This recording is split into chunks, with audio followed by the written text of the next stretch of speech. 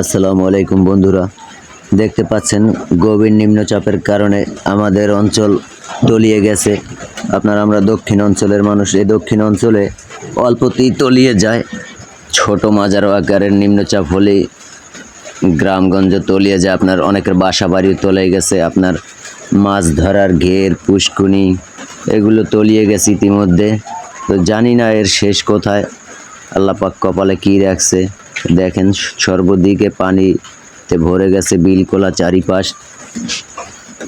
বাঁধের বাহির সাইডে যেসব ঘর বাড়ি আছে সেগুলো ইতিমধ্যে অনেক ভেঙে গেছে, পানির সাথে মিশে গেছে। বাতাসের কি তীব্রতা দেখুন বন্ধুরা, কতটা বাতাসের তীব্রতা।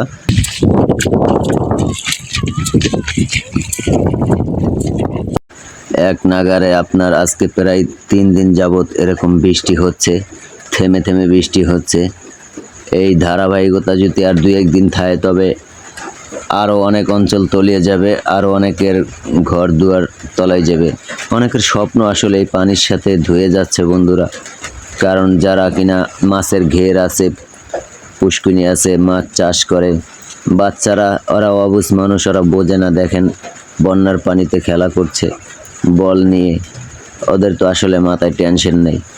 টেনশন করে কিছু বৃদ্ধ মানুষ যারা কিনা 70 সালের বন্যা দেখেছে এবং বিভিন্ন বড় বড় বন্যা দেখছে। তারা আসলে টেনশন করে, কারণ তারা জানে যে এর ভয়ঙ্কর কতটা হতে পারে একটা বন্যার।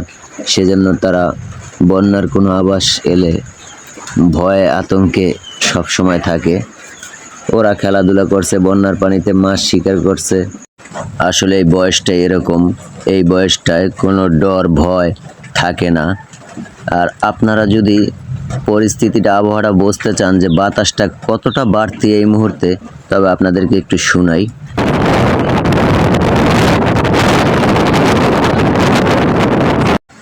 দেখলেন তো কতটা ভয়ঙ্কর বাতাসের তীব্রতা, বাতাসের গতি কতটা।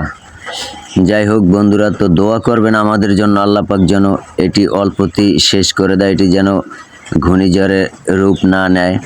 আসলে দক্ষিণ অঞ্চলে, বিশেষ করে নিম্ন অঞ্চল যেগুলো আছে, ঘূর্ণিঝড় হলে একটা প্রচণ্ড ভয় কাজ করে।